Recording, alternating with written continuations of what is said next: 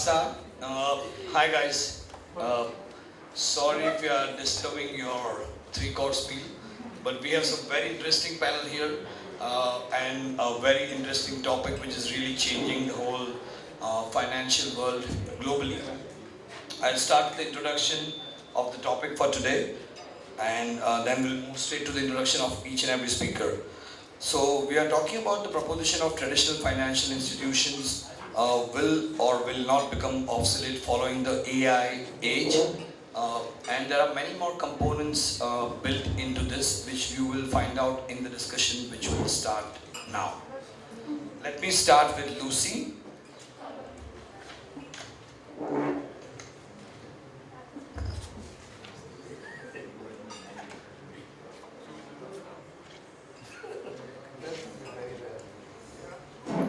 Okay, so we have Lucy Corkin, business manager, Arun Merchant Bank, Africa.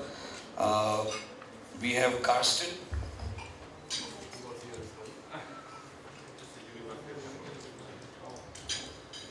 We have Karsten Wenslav, founder, Institute of Communications for Social Media, and also involved with the University of Hamburg.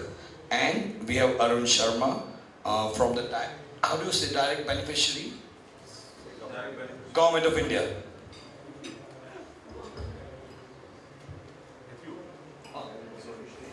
And yes, I'll be moderating the panel and asking them some interesting questions which will give us some interesting information about what's happening in this space right now.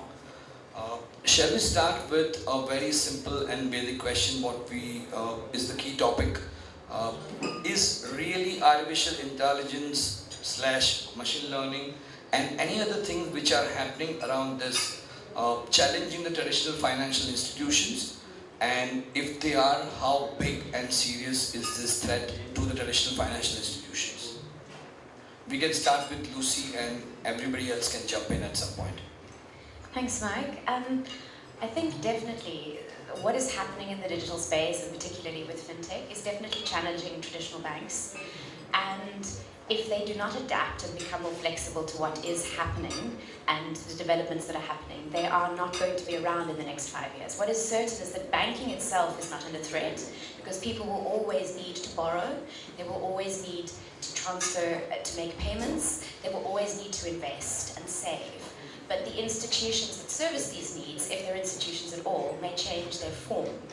So what has happened, particularly in the banking space, and what is being looked at with the rise of FinTech, is there seems to be about 4 different models that are being assessed by the traditional financial institutions. One of them is to ultimately just digitize their current offerings. So the easiest way to do this is to develop an online platform, to develop all your products digitally, to develop an app, but you still do exactly the same thing. You're just pushing your clients to more electronic channels. The second one, which is a much more visionary approach, is to effectively have an open API type platform offering, whereas instead of trying to compete with FinTech companies, you are actually providing the platform through which they may offer their services. Because one of the key things that financial institutions have that FinTechs don't is distribution in the client base. But what the FinTechs have that the traditional banks don't is an innovative way to offer these services in a way that it hasn't been done before, that is often much more responsive to the customer or the client's needs.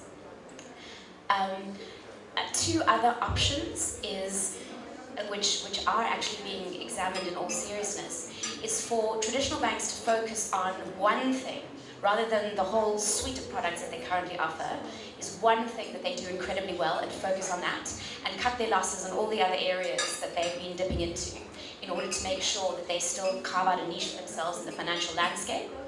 And the last one, which is quite an interesting one, is offering bank as service. We already have companies that offer AI as service, which is effectively just offering your plumbing or your utility, or for instance your payment platform, as something that can be used and plugged into by other applications, by other companies. So effectively, rather than owning the relationship with the client, you become the transmission mechanism through which other organizations can access their clients, because as the incumbent you already have this technology developed.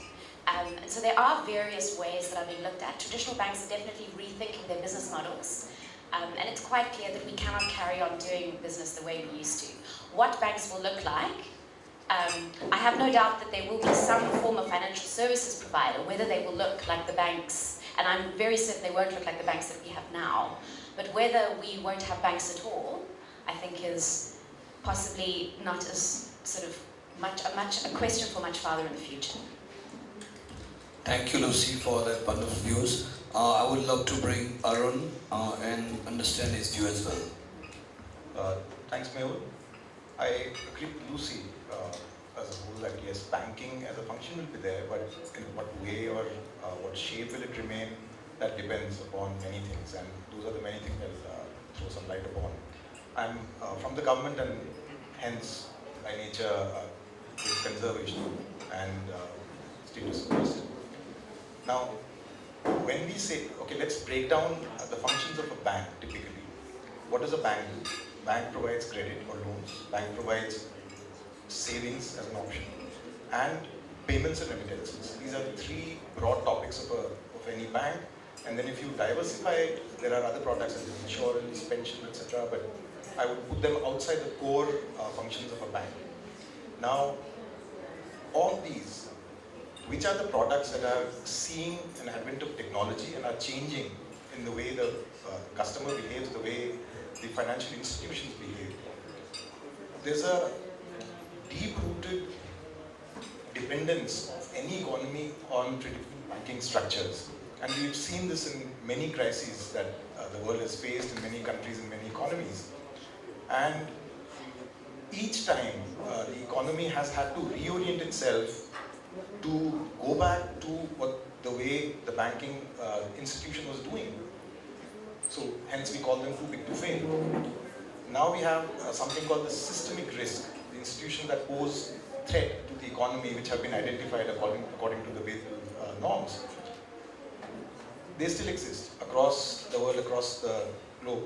Now, in each of these systemic institutions that have been identified or not, these functions that I just spoke about are being dealt with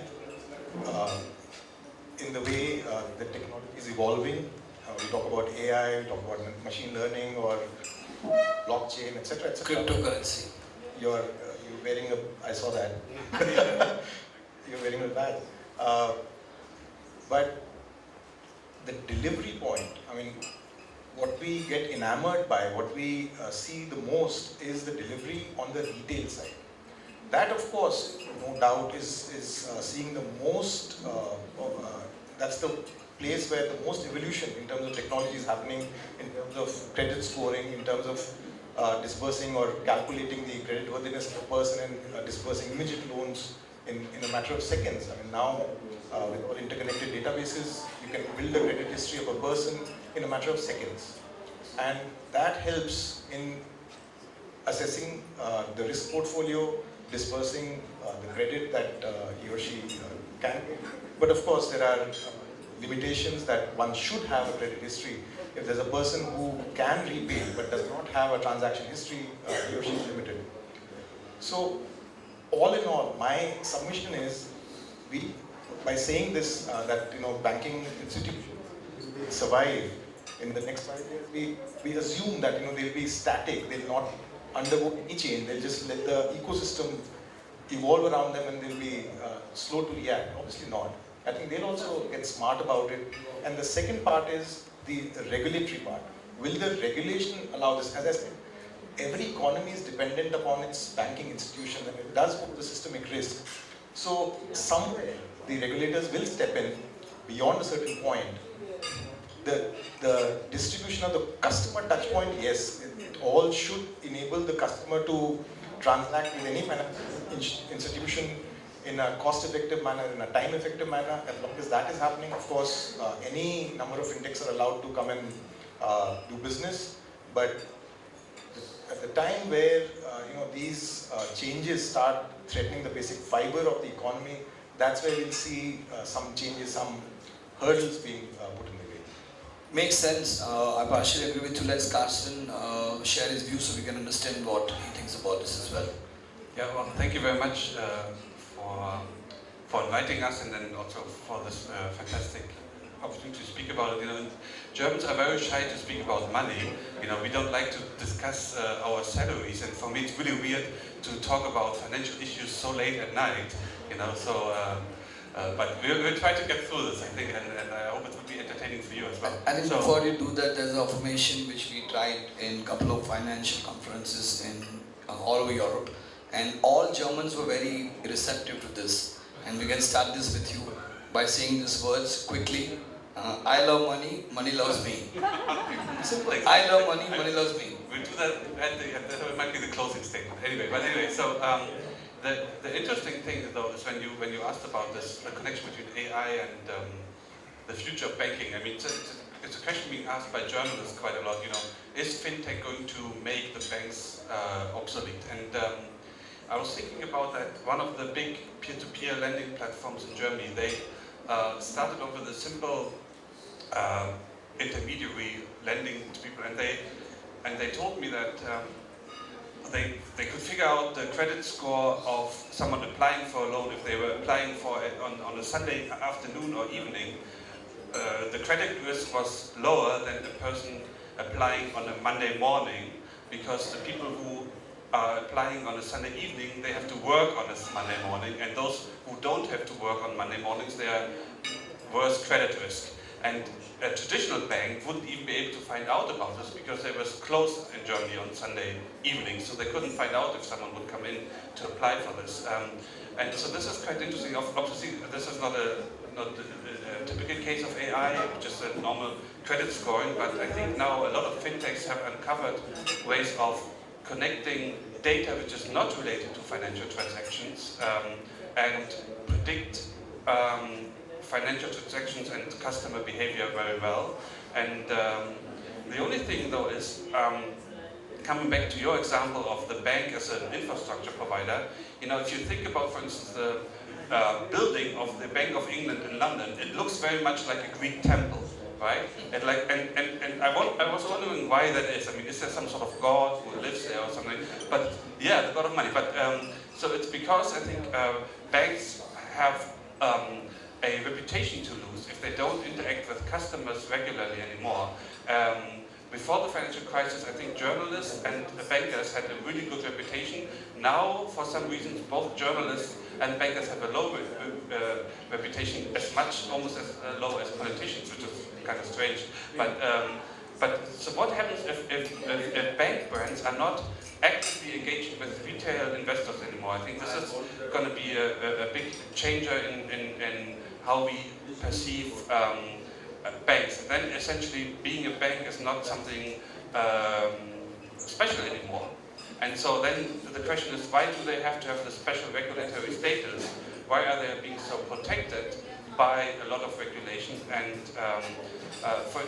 one of the discussions, and this is what, come back to what Arun says, is in Europe we have a discussion now how we can get a smart fintech regulation. And one of the proposals is the UK sandbox, obviously, where fintechs, and this would be interesting to talk about, where fintechs can operate in the sandbox for some time. Another proposal which is being done by a couple of states is that we have a growing regulation. So if you start as a fintech, you have a very low amount of regulation and oversight, but as you grow your customer base, then you have to get closer and closer to where you actually have to have full bank license or whatever. And I think that is something we need to discuss about, especially for Africa, for Asia, how we can get this, the consumer protection without killing the fintechs off at an early stage. And this applies to everything bank does, but also to cryptocurrencies. I agree fully with that. In fact, there are a couple of instances which I just found out that companies who actually got the full banking license have given it back in India. 2 or 3 very big players. They couldn't keep up with the fees, the regulation and all of that. And they were just not excited or geared enough to handle the stress which a traditional bank would handle. And they wanted to focus on innovation. So they actually took a step back, gave the license back to the government, and they are doing something which will not require the full banking license anymore. Maybe it will require money remit licenses and a couple of things like that. But I also agree with Arun what he said, that the banks are not going to really go to sleep for next 10 years. they are already facing the heat with cryptocurrencies, decentralized finance, open finance, all of these APIs coming together, single API license for EU, single API license for India. This is happening across the world. So banks already are aware about this and they are preparing at an absolute speed what they can, and this is not really very easy for them to understand what is happening so fast that we maximum decision makers in the banking space in maybe more than 15 countries in the last 2 years, and they don't even have enough people in that team to understand what on earth is decentralized finance or what's open finance and how will cryptocurrency challenge them or their status quo. So I think they're trying their best at a certain level, but the problem is that the whole credit worthiness, who you are, how much money you should be given, if you have less money in your account, like country in India and many others, you are fined a certain fee every month. These fees are pretty high for somebody at the bottom of the pyramid. None of these things exist in the open finance or decentralized world. You do not need to maintain even $1 balance on your Bitcoin wallet or any other crypto wallet. So these are advantages which directly connects to the mindset of a 18, 20, 25-year-old something, and they are not really open to somebody controlling what they are doing and what kind of balance minimum they should maintain or how much money they want to spend on a holiday. So this is something which I don't think the banks are ready for. They are not even looking at this topic, and possibly as a banker you might. But I have met decision makers even in Asia from very important banks, and they are not ready to let go of fines which are connected to minimum maintenance of balance. Now this go into $2-3 billion per year for the country, and this is unaffordable for somebody does not have money in the bank because they don't have money with them. If you want to fine them another $50 for not maintaining that, that's, sorry for the loss of word, it's already stupid, and it's very painful for the person sitting at the other end. So I think this is a big gap which traditional banks are not even making an attempt to cover from their side, because they are so much enjoying this revenues coming from 10 different hidden or weird sources, which is very, very, very old in my opinion. So I'd like to jump in there. Sorry to disappoint you as a banker. No, I'm not disappointed at all. I mean, these are the things that are coming to light. And I think what's important to have a look at is, so the CEO of our retail division stood up and he said, look, we make X amount of money off people that are not missing payments on their loans or not maintaining minimum balances. But this is not a celebratory fact, because what is happening and what I think has been good in terms of the innovation in the fintech space is that it has forced banks to really look at their level of client centricity that is present in the organization. Because as someone made a comment a couple of days ago, and I thought it was really true, is that traditional banks have been hit with such a truckload of regulation in the wake of the global financial crisis. They've spent so much time trying to keep up with the regulation that the customer and the importance of the customer has been left behind. And the rise of fintechs, which has kind of moved into the white spaces that have opened up as a result of this, have really caused traditional banks to sit up and take notice of the fact that if they do not raise their game, they are going to lose clients. And the traditional way of looking at it was saying, oh well, these competitors will never go anywhere because they don't have the distribution, they don't have the name, they don't have the infrastructure, and they can't support the regulations. But increasingly, if that view is continued to be maintained, traditional banks are going to be caught napping. And increasingly, people are looking at the world of zero fees is coming. And for banks that continue to rely on transactional banking revenue, which is fantastic for banks, it's where they make their most margin because you don't have to hold capital against non-interest revenue. If we don't look at our business models, and if we don't look at the way that we can essentially evolve our ecosystem to serve the client rather than fleece the client for every extra dollar, rand, ringgit, you name the currency, then we are not going to have a client base left. And one of the increasing things is coming in is in terms of the sustainability of business. Now, a lot of people think about sort of green eco models when we talk about the sustainability of business.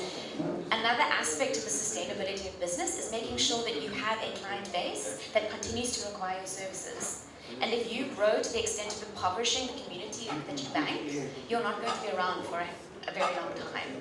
So these are key aspects that are coming to the fore, that have been pushed to the fore because of the innovation that is happening in the fintech space. I think I completely agree with that. I would love to hear Arun and even Carsten's views on the same. My question is only related to, really, aren't the banks going to understand how fast this is happening? And are they going to really address the problem? And what Lucy said is very important, that maybe they are caught up in the regulation, but that does not give them enough rights to forget who the end customer is, and they need to, if not be obsessed or customer centric, at least care about the customer.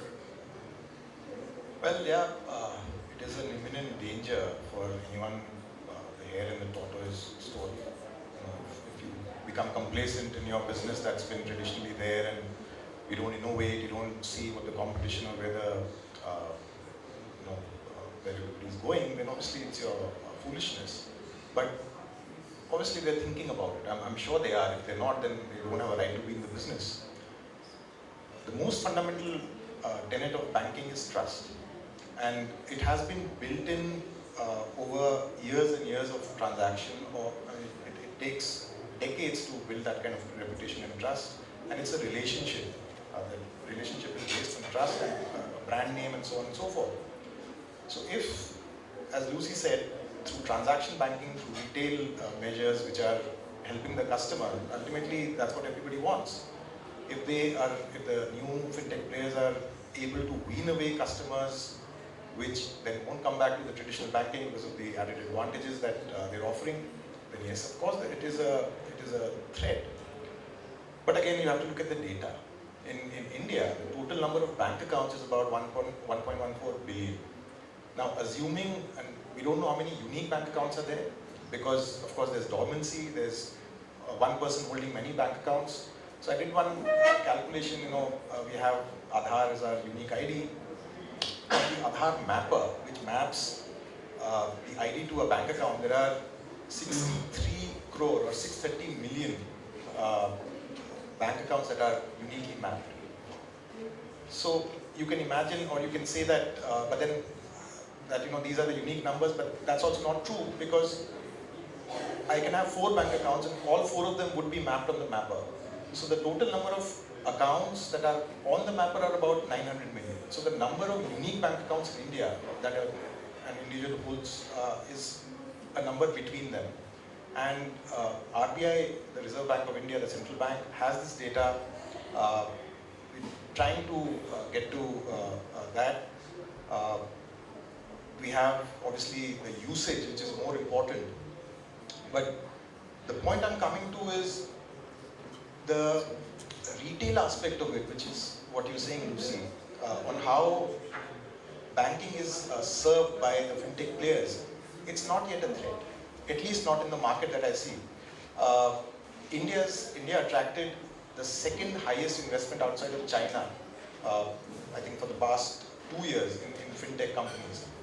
Not many of them, or I don't know if any one of them is making money.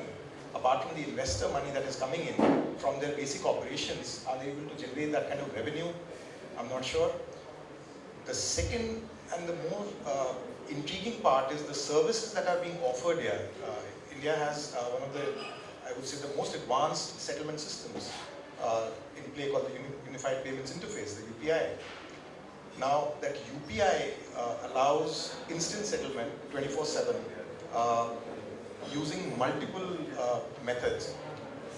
You might have heard of a company called Paytm, which is heavily invested by Alibaba, etc.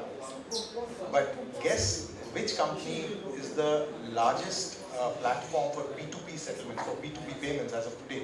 UPI. No, UPI is the platform, UPI is the facility. It's Google. Google Pay, which came into being sometime in late 2017, now clocks I think about 350 million transactions each month, have a right number, but they are the largest company. Now, they are not even listed as a payment service operator by RBI. RBI has a list that it comes out according to the Payment Settlement Act of 2007. Each payment company operating in India has to be registered with the Reserve Bank. Google is not even there. There was a case in the High Court where somebody challenged, how is Google how are you allowing Google to transact, to send people money if they're not even registered as a payment service company? So regulation is yet to catch up. But my point is, it's not yet caught up because it's not a threat. It's not somewhere people wake up and say, okay, now let's see where this is going. So I leave it. Gautam. If I may jump in there, by the way, it looks delicious on you, I think, so enjoy, we're going to be hungry up here until the very end, so let us know if it's good. So anyway, on that point, the interesting thing is that the fintech sector, even though it's very small and maybe right now not all of the business models are sustainable, they managed to, number one, drive down fees. So if you look at TransferWise and their complete revolution of currency exchange, and in Germany you have a platform called Decimo, which has revolutionized factoring of SMEs and have driven down the fees there. And even though they are really at the beginning of this, banks are reacting to these kind of competitors, even if they're really small. So that's something I do see there. And then, that's also. I think that's also the case with cryptocurrencies and DLTs and so on. They are so small, these startups, that they're just creating a very minor dent, but they sort of show what is possible if they start up scale up. And the banks, they recognize this and they know they can scale up much easier. So they have, in Germany at least, invented 3 types of models how they are cooperating with fintechs. And I would just really say what these models are. So the first model is that they acquire startups in the fintech space and then incorporate them, which is not really that successful, I think, because of the different cultures sometimes in the banks and fintechs. The second model, which is more successful, is corporate incubation, that they try to build these new startups within, and we see lots of examples where this is actually working quite well. So we see blockchain startups emerging from the banks and being, and we see peer-to-peer lending platforms. For instance, Commerzbank has peer-to-peer lending platforms inside only for customers, and this was a corporate innovation. And the third one is that some banks have already opened up all their data to fintechs through open APIs. And now the government requires all of the banks to open that up. And so this is, I think, that would be interesting to talk, what would be the best way forward for a bank to interact with fintechs, because it's clear that they have to interact somehow. But I think a lot of banks are still experimenting what is the right way to treat this new branch. I think that's a very interesting point. Also what Arun just said about some of the greatest fintech companies, including a very interesting name he said, Paytm, heavily invested by Alibaba and many others. The problem is these companies have gone crazy after the market share without focusing on a very unique service which is not available to the customer. And they are trying to focus or acquire a customer by somehow absorbing the cost themselves. This model, in my opinion, is unfortunately flawed and eventually falls on its head unless the company has few billions of dollars in funding for the next decade.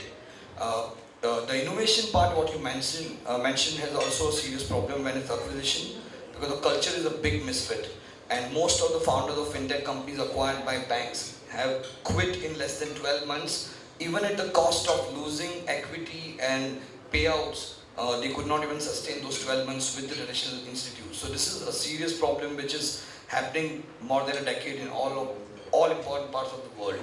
But what I feel simultaneously, that any of these companies who have incubated something in-house, like you said, and really created something with a very focused approach, what the customer is looking for currently, and are able to really deliver on that, they definitely have a better chance. But I don't understand between the current offerings and what they are creating, how are they going to convince a new customer who does not exist as the customer as of today?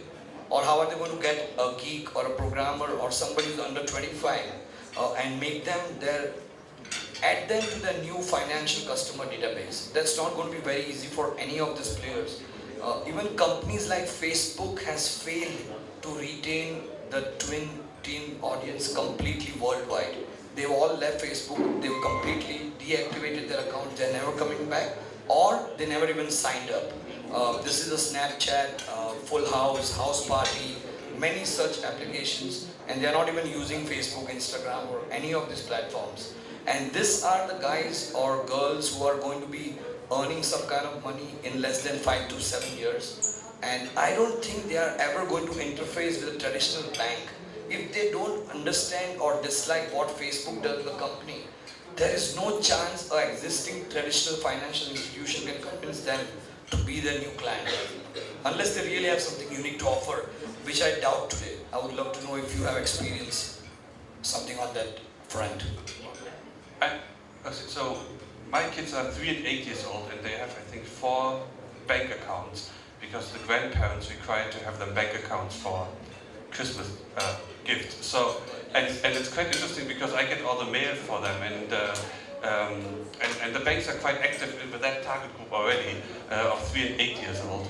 And so, I do think so that, and actually, for them it's quite an experience to go to a physical branch of a bank and look at their statement and then figure out what to spend on that money or sweets or whatever. Anyway, so you're right. There's a certain amount of people who really, who want to leave that system. But I think a large amount of young people as well.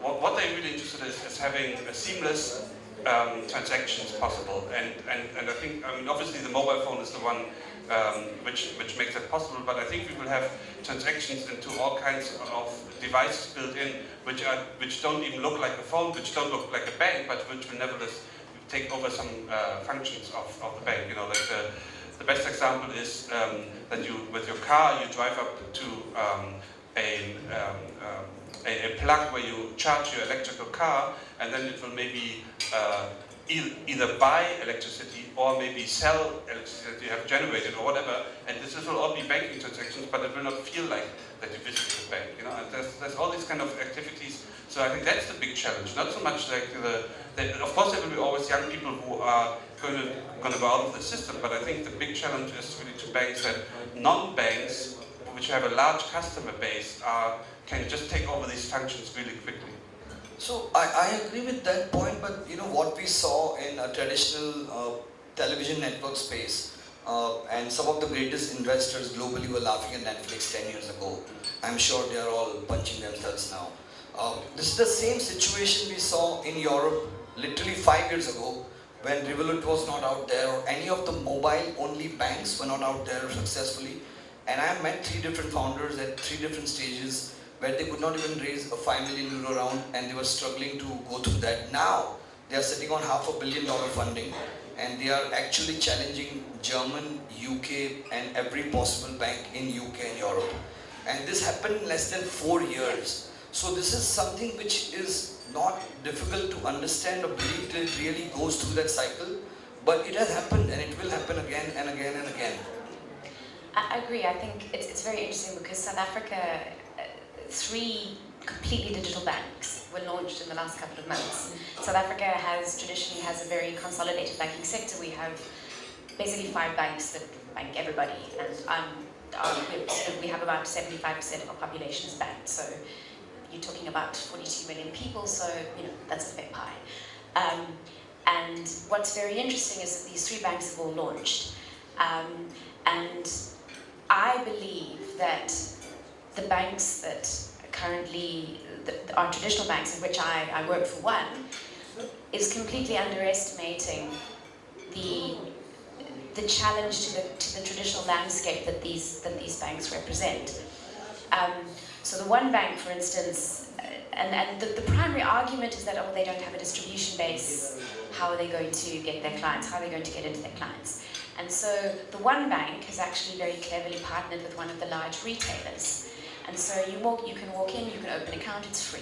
They've linked up with the loyalty program of the retailer, and if it is free, you just walk in, you get an account, you're never going to use it. But what they're trying to do is they're effectively leveraging on the distribution network of a very well-established retailer in order to create that customer base. They have a very transparent fee structure, and I think that, and it's backed by a very well-respected businessman. So you may not know the brand of the bank, but you know the brand of the founder.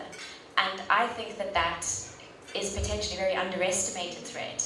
And this brings me to another point, is that I think that most of the threats that are coming from the traditional banks will not even come from the banking sector itself at all, because it's easier to disrupt somebody else's industry rather than to disrupt your own. And that brings me to the second digital challenger bank, which is actually being launched by an insurance company. And this insurance company already has a very well-developed ecosystem in terms of the cross-selling mechanisms they have of their clients. Because it's an insurance company, they have spent more time than most on developing actuarial information so that they can build up their insurance premiums. It's actually a very interesting use case. They use Fitbits and fitness monitors, and they gather big data like that to feed into their insurance policies. They fit the cars that they insure with monitors, so they can monitor driving, so how fast you brake, what time of night you're driving, and that all feeds into the policies, and then life insurance. And now they've gathered all of this information, and they're opening a bank. So they have the distribution network with the people they already insure, and they have a wealth of data that they're going to use to incentivize the spending pattern of their clients. So first of all, so effectively, if you're on tier 1 to 3, it's all gamified. You will earn A, B, and C insurance, which is far more attractive and far more innovative than a lot of the other products that are out in the South African market today. So, what's the name of this company? So there's Time Bank, there's Discovery Bank, and then the retail arm of the bank that I work for has also where First National Bank, which is the retail arm, is probably slightly ahead of the game in terms of where this is that they were the first to market with a banking app, and so effectively they have a lot of data collection as well, and it's a very interesting case study in terms of effectively who's going to win the race of behavioral economics, because one of the key things with the traditional banks is they may have the distribution network, but the legacy systems of actually making this data usable for artificial intelligence is going to take 5 years before they've scrubbed their data. That is the biggest headache that companies have now, whereas these digital banks don't have the legacy architecture, but they don't have the inputs to feed their algorithms. So whoever wins that race is going to make an enormous impact on the banking landscape. And I think in the South African context, I would say First National Bank and Discovery are probably the two best contenders. I mean, it directly syncs with the phrase, software is eating the world, and I have no doubt about that. Let's listen to Arun's view, and we'll close with the last question. Sure, view remains the same. Also, it's context-driven. Where I come from, banking is very serious, and a situation like where a digital company or opening an all-digital bank is just not permissible, because having a bank means having a capital requirement ratio, having a prior lending that you need to do, and all kinds of regulation that you need to comply with. What you were talking about initially, the regulatory cost of setting up a bank is tremendous. So you need to be serious in the business, and as you also mentioned, we gave licenses in 2014-15 to about 11 payment banks, and this came in after a lot of, I think this was the biggest innovation that happened in our banking industry in post-2000. Only 4 are operational currently. Of the 11, I think 5 folded, they surrendered their licenses, and they were all meant to run on technology. They were all meant to be the flagship, the poster children of the FinTech companies and so on and so forth. But not to say that it doesn't work. The latest bank to be launched was the India Post Payments Bank, which is a semi-government entity because it has a paid-up capital government, but the other part of it is completely private. It's in operations. The seed capital was sent by the government, but right now their growth, expansion, everything is being funded by, is being done by a team which is from the private sector. Now, the total number of branches, bank branches in India is close to about 90,000. India Post Payment Bank will create a network of about 154,000 branches, and they're using the technology, and they're using the kind of service that should be there. So they are kind of demonstrating how banking should be done to the traditional players. So would you call that a victory of the FinTech players, the new age banks, or it's a traditional bank but looped into the technology and the service and the dedication that comes in with the new age paradigm? Yeah, Kash, you can jump in. Just one quick remark, that I think it's really just about getting bank incentivized to have more cooperation with fintechs. And this is, I think, the regulatory. This is actually regulation has a lot of leverage because it can incentivize, but it can also discourage cooperation by all kinds of things. I want to give one example of a very good bank and fintech cooperation in Germany. There's a bank. It's a very small bank called GLS, and they're almost the same name as the logistics provider, but anyway, they are a green bank. So their customer base is very environmentally focused and so on. And they have they're the only one of the few banks where you have to pay in order to open a normal current account. You have to pay €5 per month, because they have such a loyal customer base. And they opened up a platform where you could co-invest or co-lend alongside the bank. So they would have innovative startups and renewable energy projects, and they opened this up to their own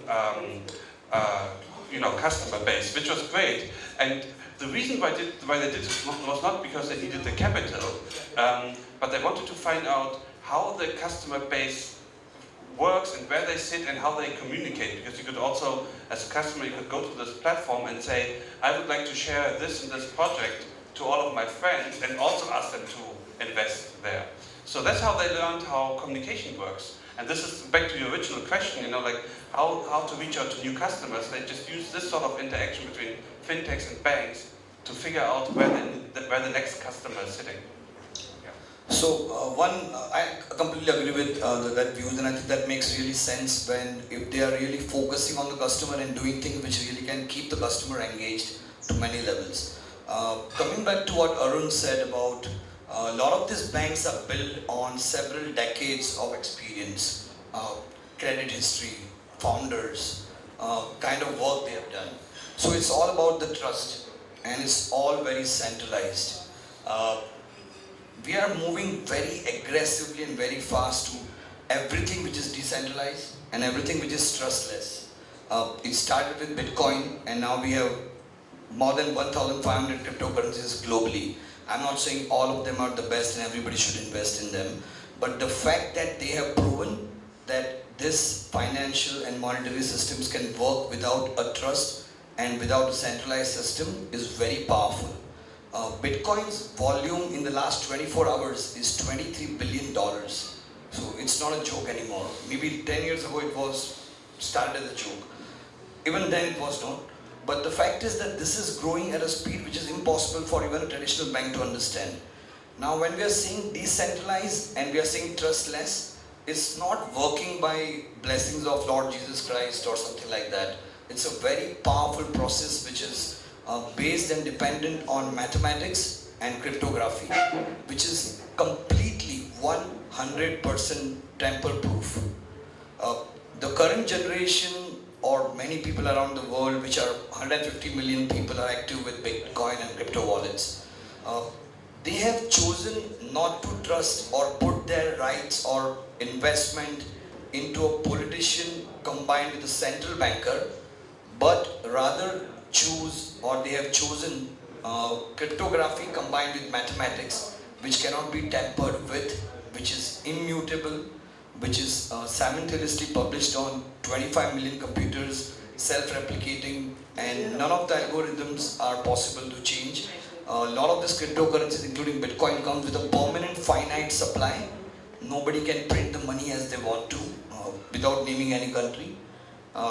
What do you think this is, or where this is going? Starting from you, Lucy.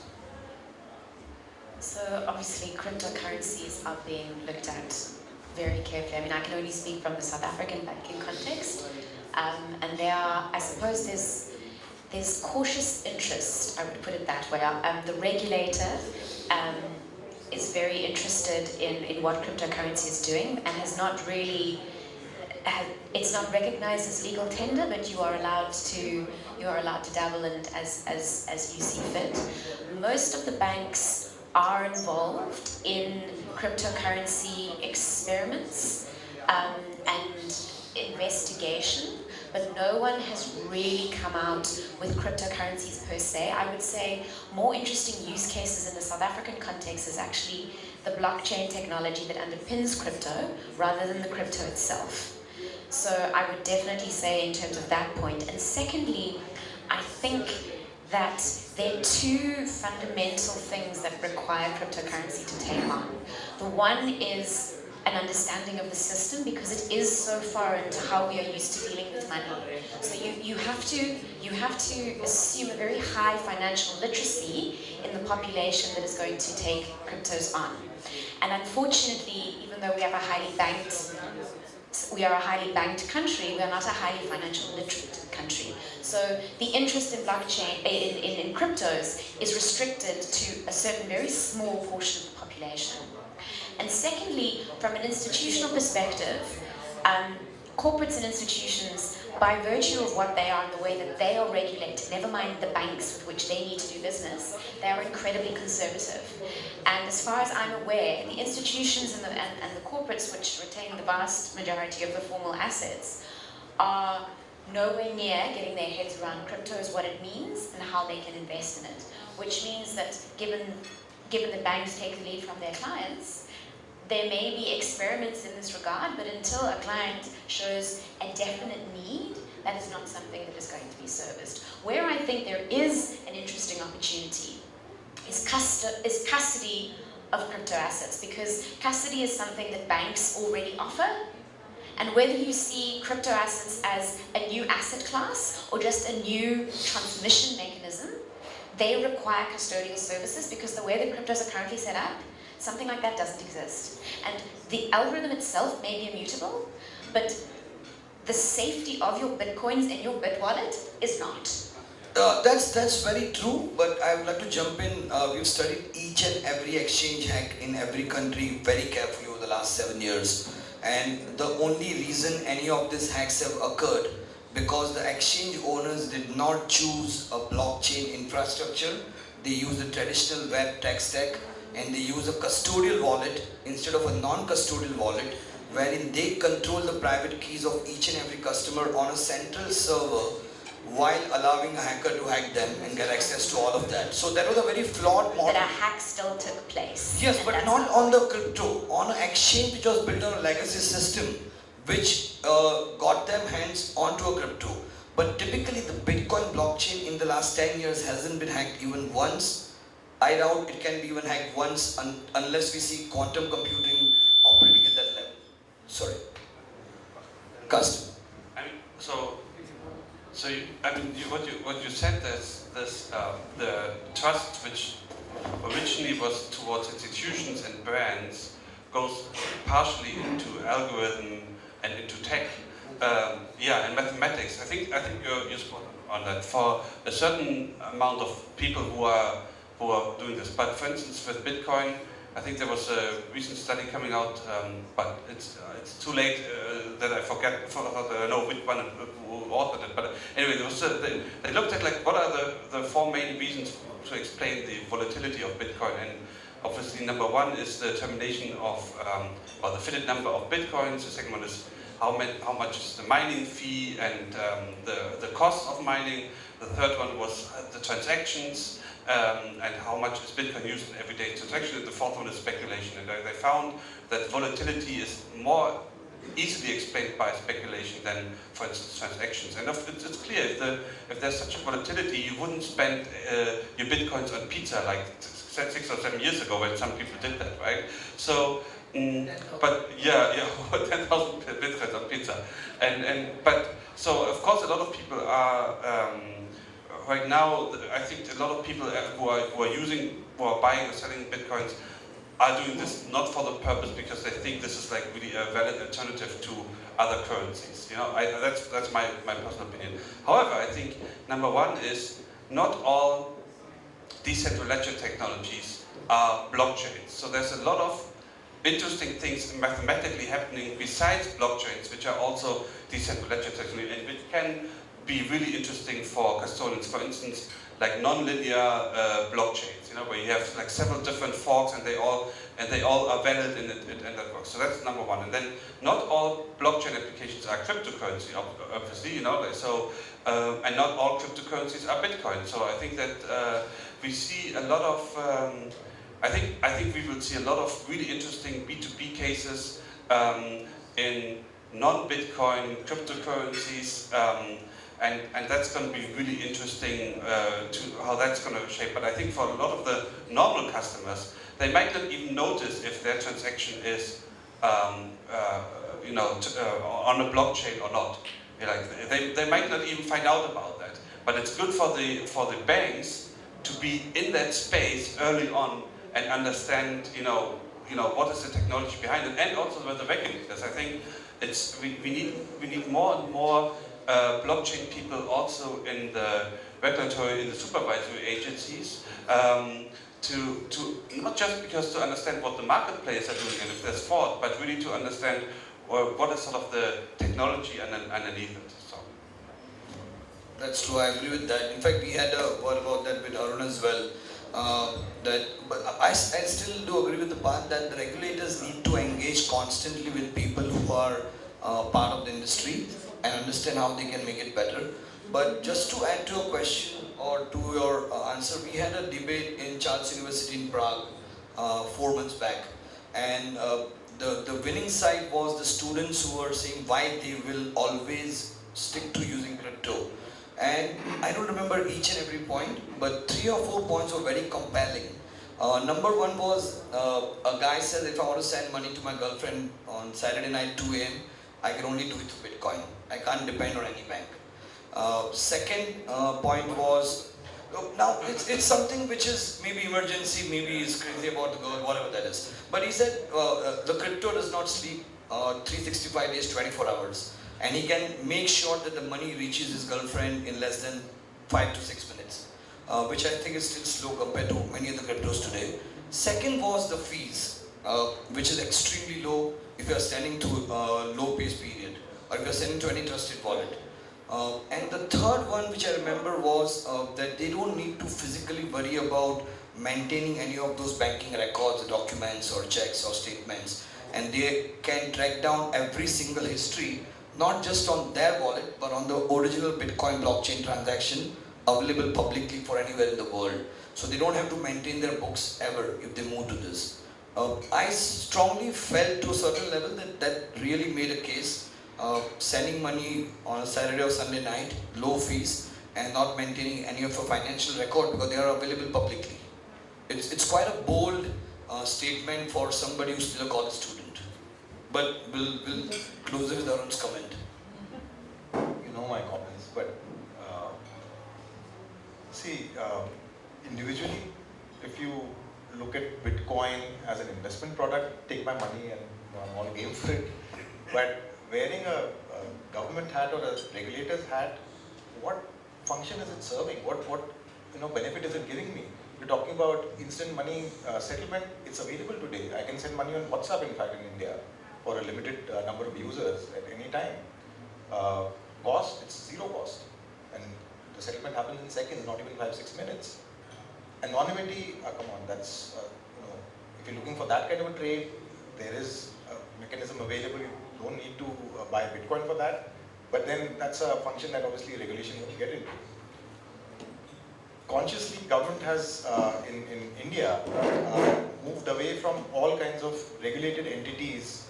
They're not allowed to trade in or issue any kind of Bitcoin. So I can't use my credit card or my bank to buy cryptocurrencies in India. And that's because, see, there are two functions of a central bank. One is to control inflation, and the second is to protect the customers. And in both the cases, this doesn't fit in. And in fact, India, with its base of a huge number of illiterate people, it's more like a Ponzi scheme. And tomorrow they'll some village where they'll say, okay, invest in this thing. We've had chit fund scams for people who don't know any better. So India is a delicate market. I agree that yes, regulators should be aware, which they are. It's not that they've just shut their eyes and they're letting things happen.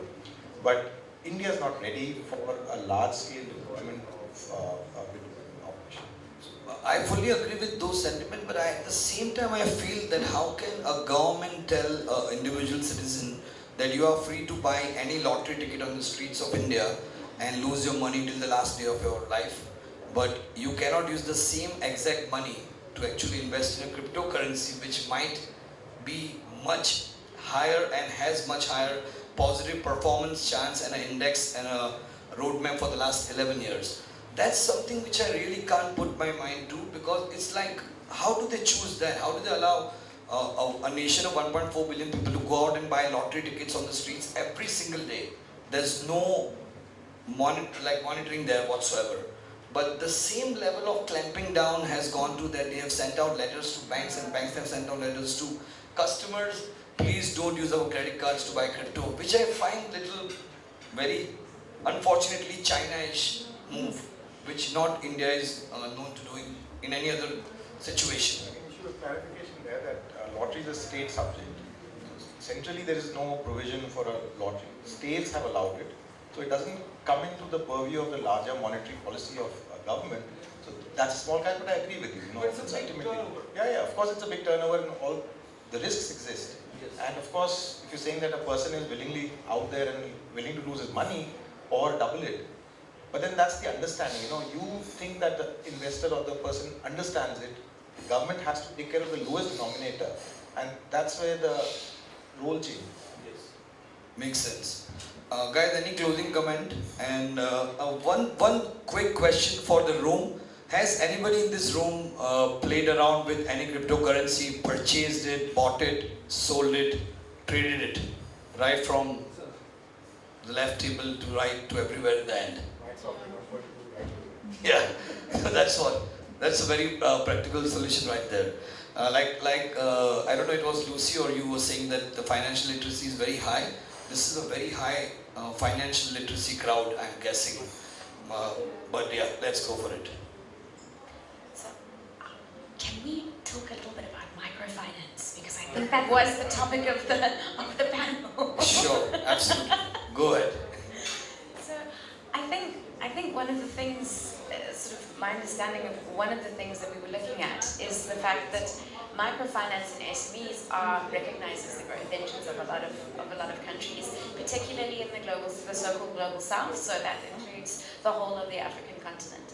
And I think one of the things that is really, really interesting is that this is a space where traditionally banks recognize the growth, but they don't necessarily know how to play there, because the traditional mechanisms of credit scoring and all the normal tools that are used to evaluate these potential clients don't seem to work in the sector. And I think that what is very interesting is, particularly with AI applications and with the utilization of big data, there is a real opportunity to create financial service products for this sector of the economy.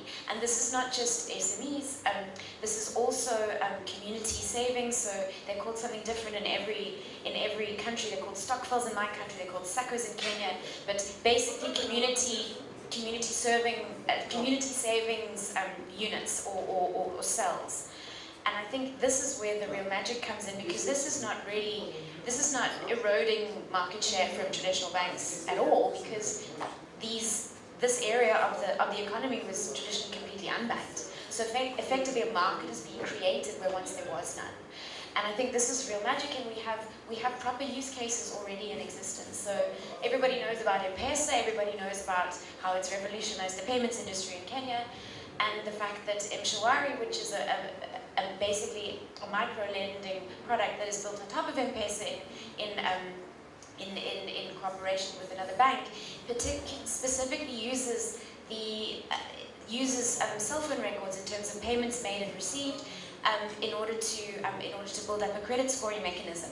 And there are companies that have even taken this further, particularly in the context of the African continent, where AI is used that basically overlays all sorts of of characteristics that were previously considered to be completely unrelated. So ethnicity, where you live, how long your conversations are, which basically is an indication of the quality of the social relationships that you have.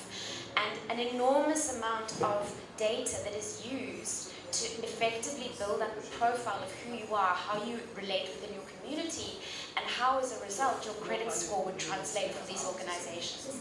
And this, I think, is really exciting, because this is where finance sort of comes into the play in terms of really doing what it was originally meant to, and that's allocating capital to where it is needed in the economy. I completely agree with that. I think we are already out of the time for the panel. If anybody has any questions, we can open the floor for a couple of questions. Otherwise, I think we are done for the day. Sure, please. Can we have the mic for the lady in the front? Only two mics, so I'm going to have to...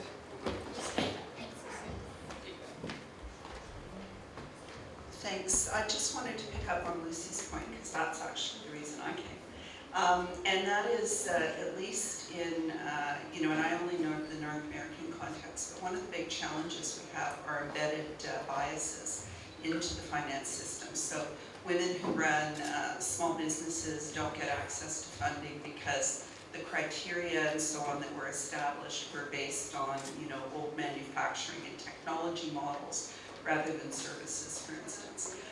We know that in Canada, even though immigrants to Canada are better educated and more likely to run successful businesses, export, etc., they can't get access to financing when they're coming in, and on and on. And our Indigenous communities typically don't own land, so they can't get access to funding as well. And I was interested, Lucy, in your notion that this was space for alternative service providers, because my view would be, this is, again, only in my country, one of the ways in which the banks are asserting their dominance and keeping competition out of their traditional markets is by playing the risk card. And Canadian banks did very, very well in the financial crisis because they would argue they were protected, but also the corporate social responsibility card. So Canadian banks put a lot of energy into trying to position themselves as defenders of the downtrodden, and they invest huge amounts of money in education, things like that. It would seem to me that this would be space where a lot of the big financial institutions could simply say, we're prepared to lose $2 million, $10 million, I don't know what the number is. We're going to experiment with populations that we typically have not served in the past. We can afford to lose some money, but maybe the rules that are embedded into the algorithms and the decision-making processes that we're using actually are biased and don't produce the best results possible. So I'm just wondering if any of you have thought about what traditional banks could do in this space, because I actually see that as a massive opportunity. I think that you overestimate the sophistication of credit scoring models. I think that what we are currently realizing is that the traditional banks have actually not been updating their credit models in step with the level of data sophistication that we have as a result of this wealth of data that is currently available to us. And that speaks to my point about the fact that banks, I think, are only now realizing, as a result of their incumbency, this mountain of data that is so incredibly valuable, but it is still in its raw form. So they are now in a process, I say we are in a process of scrubbing it and actually making it useful for the kinds of algorithmic processes that we would like to put into our credit models. Because, it's not just every time you go into a new jurisdiction, never mind a new client segment, you have to tweak those models because there are huge biases. And these are not even algorithms, these are just, you know, sort of very kind of analog type, you know, sort of formulas that are used. And so I think there is an enormous opportunity there, and I think as we become more au fait with what we actually have a hold of in terms of the data, I think that this is a segment that we can definitely move into. I think where the opportunity lies right now is that fintechs have already realized it and are much more nimble in terms of how they can respond to this need and how their challenge is tapping into a resource that is rich enough to feed their algorithms. But there is, I definitely see that one of the things that is so exciting about AI and big data, which is definitely thrown around as buzzwords in the banking space, is the fact that we have now, we have the opportunity to realize a much more sophisticated way of what our clients really want and how our clients really respond financially, whereas previously a lot of their economic activity and financial activity was actually off the books. Fantastic. We have one more question. Just one quick add to her question. What part of North America are you from? Canada.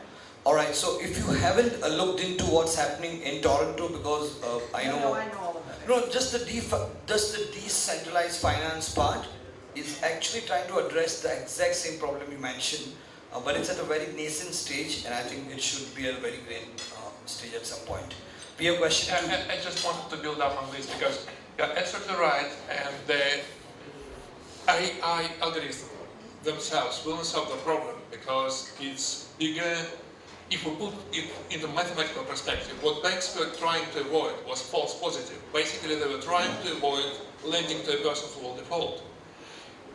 Through mathematics, if you maximize this, you automatically exclude many people who would pay, but you don't lend them and you never know that they will pay. So basically, unless you change your perspective on this and you start to try to control and avoid false negatives, meaning not lending to a person who would repay.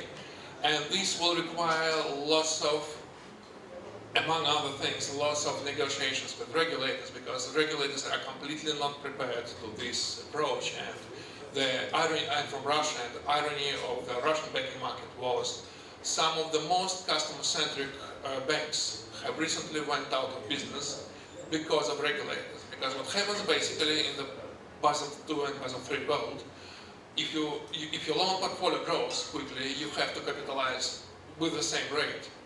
But you don't get profit immediately with your loan portfolio. You don't have profit to capitalize, so basically you just violate the basic normatives, and then you get your license off. And this is a huge challenge even for banks who want to be customer-centric to combine these with regulatory compliance. Makes sense. Guys, we have absolutely run out of time. Let me start with a thank you note to Lucy, Karsten and Arun. Thank you for your time, your inputs, and for sharing everything that you believe what's happening in the industry. Thank you to the entire ORF team for insanely and impeccably great job from start to end. And thank you to the audience for your wonderful time and for your questions. Thank you so much, guys. Thanks for moderating what was quite an interesting panel. I know you guys haven't finished dinner. Some of you, if you want, you can finish now.